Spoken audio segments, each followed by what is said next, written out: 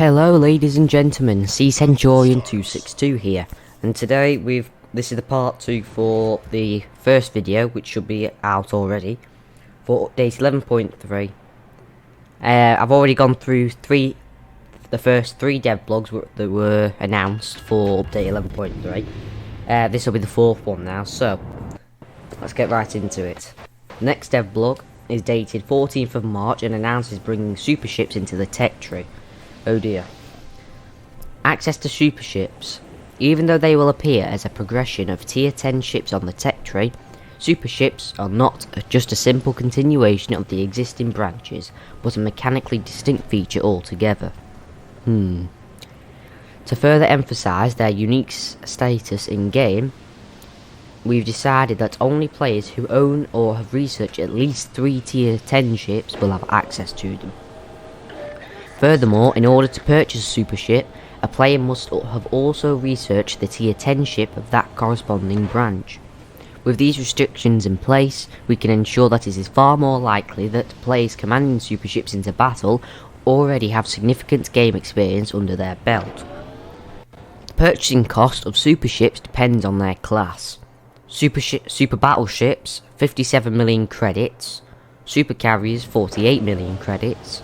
Super cruisers, 47.5 million credits, and super destroyers, 45 million credits. We would like to avoid an overpopulation of super battleships compared to other ship types, so we assign them a higher purchasing cost. Super ship economy. One of the most important aspects to consider when adding super ships to the tech tree is their economy, meaning their post-battle income and maintenance cost. Over many years of active development, the game's economy has in a sense accelerated due to the many bonuses and economic signals introduced, making it easier to earn credits on even the most expensive to maintain tier 10 ships, and significantly influencing their popularity. When it comes to super ships, we decided to change our approach in order to both prevent them from becoming too popular in the matchmaker, and to ensure that tier 10 ships have an economic advantage over them.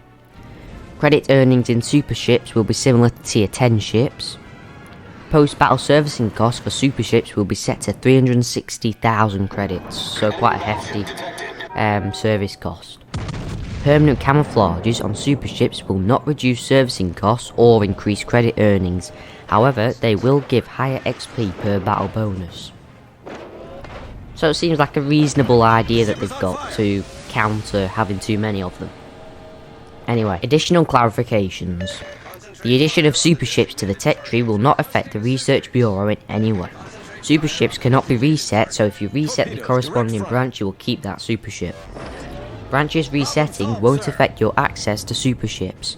Once you gain access, you'll keep it even if you reset your research branches. Which sounds fair. Battles with super ships can include tier 9 and tier 10 matches, unfortunately. Matchmaking limits regarding the number of ships per tier and the number of bottom tier battles per player remain the same as with tier 8 to 10 battles. That doesn't sound good. Battles with only super ships are also possible. In update 11.3, only super ships that have already been openly tested will be introduced to the tech tree. So Satsuma, Hanover, Conde, Annapolis, Yamagiri, Zorki, United States and Eagle. In future, new super ships such as the announced British cruiser Edgar and French battleship Patrie will undergo the standard closed testing and balancing procedure before introduction to the live environment. The introduction of super ships to the tech tree is an important step for World of Warships, so we will be closely monitoring feedback and statistics, and if necessary make changes to ensure that they only provide a positive gaming experience for our players. Please note that all information in the dev blog is preliminary, announced adjustments and features may change multiple times during testing. The final information will be published on our game's website. That's just the standard little disclaimer they put on the bottom. So, well, if I'm honest, I do not like the idea of super ships coming to the tech tree. It was bad enough bringing them into matches with tier 9 and 10s in randoms, but now making them a branch in the tech tree, I don't think it's, battles should be tier 8 versus 9 or tier 7 versus 8, not tier 8 versus 10. It should just be one tier above, or even single tier matches. I think it'd be perfectly fair. But you know, anyway. So that was the 4th devlog. Pretty interesting to be fair, but I'm not the fondest of it.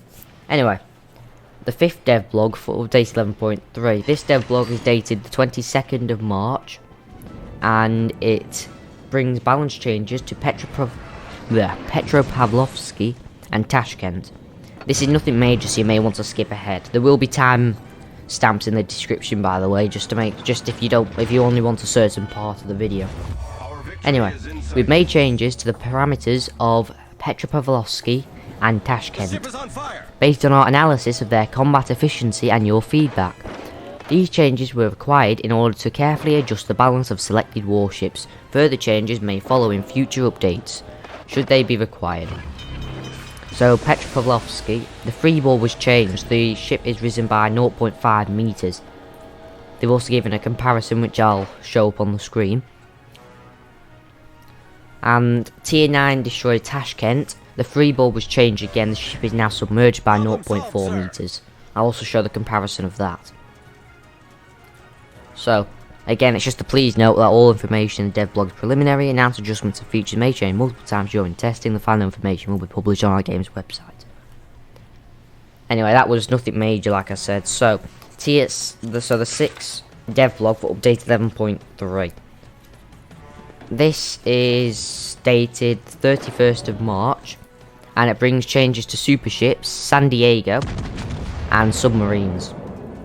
So, we adjusted the parameters of some ships based on testing results. The changes will be applied to Edgar, United States, San Diego, Salmon, and Palau. So, British supercruiser Edgar, the main battery reload time in alternate fire mode was increased from 30 to 35 seconds. American supercarrier United States slightly increased the altitude of attack aircraft squadrons when aiming and firing. This change will not affect gameplay. Deck armor increased from 25mm to 38mm.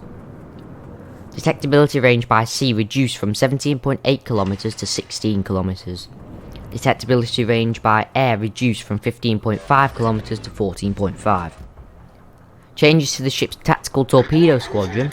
So maximum torpedo damage reduced is 13,733 to 8,200. Wow, that's quite a big decrease. Anyway, number of aircraft in a squadron increased 2 to 3. Aircraft preparation time reduced from 240 to 150. Weird, it seems that the damage that they just kind of took away, they've kind of just given back by increasing more aircraft and less preparation time, which seems a bit back to front. Anyway, damage reduction applied to an attack aircraft flight during an attack run reduced from 50% to 30%, so they can be shot down much easier. American cruiser San Diego, main battery reload time reduced from 8.5 seconds to 5 seconds. The SAP shell damage reduced from 2,700 to 2,400. HE shells replaced with AP shells. Oh, interesting. So instead of the HE and SAP shells, they now only got SAP and AP, which is interesting. Maximum AP shell damage is 2,100, and AP initial shell velocity is 792 meters a second. Change the main battery reload booster consumable. Oh, they've also changed that as well. So there's now a limit number of charges, which is 2. The cooldown time was increased as well from 145 seconds to 180. So you have to wait 3 minutes to get the next one. Which, okay. Action time reduced from 25 seconds to 15 seconds. So you won't even get to fire twice with your standard. If you don't have anything altered on the ship, you don't have any modifiers or anything, you won't be able to fire twice. You can only fire once with that action time. Anyway, they changed the defense AA fire consumable. Damage bonus increased from 50% to 100%. Cooldown time reduced from 80 to 60 seconds. Action time reduced 40 to 30. They've also added the repair party consumable with the following characteristics: action time 28 seconds, cooldown time 80 seconds, number of charges 3, and HP healed a second is 139. Citadel damage recovery is 50%. These changes will not alter the concept of the ship as a simplified version of Austin, but instead will make it easier to fill this role. If I'm honest, San Diego's starting to sound slightly overpowered now. You know, she's now got a repair party consumable, which is, and the defense AA is now been boosted. I don't know.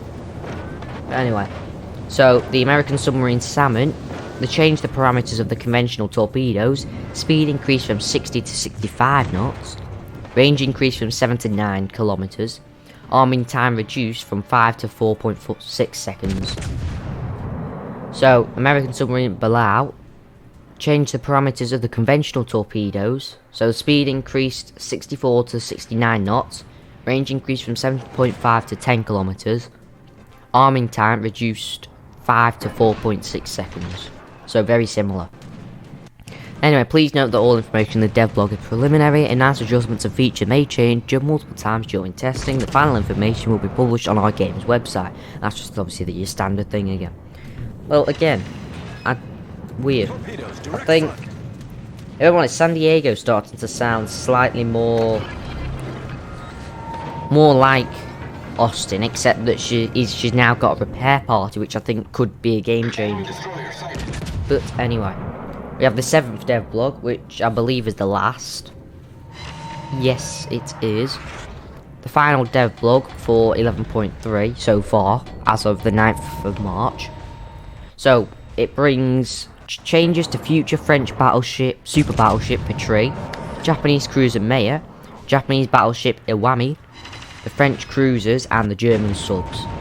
So, based on the results of previous testing, we're applying changes to Patrie, Maya, Iwami, French cruisers, and German submarines. These changes will take effect with the release of update 11.3. French super battleship Patrie. Main battery reload time increased from 28 to 30 seconds, which is what I think should have been done. In fact, I think it should be even more than that, if I'm honest. It should be 32 seconds, but we'll see how it goes. Main battery sigma parameter reduced from 2.0 to 1.8. Combat instructions bonus is changed. Remove the bonus that shortened the main battery reload time. That is what should have been done. That is a good idea because I think it would be too overpowered. HE shells penetration bonus reduced from 90% to 60%. So, Tier 9 French cruiser Brest. Main battery reload time increased from 25 seconds to 28 seconds. The Tier 8 French cruiser Cherbourg. His main battery reload time increased from 25 to 28 seconds as well. Tier 7 French cruiser Toulon. Remove the main battery reload booster consumable. Interesting. Added the engine boost consumable instead. The fighter consumable was moved to slot 4. Main battery shell ballistics improved and characteristics changed. HE and AP shell travel time at 15 kilometers reduced, 11 to approximately 10 seconds. AP shell initial armor penetration increased by approximately 15%. AP shells will lose less piercing efficiency with distance travelled. Interesting.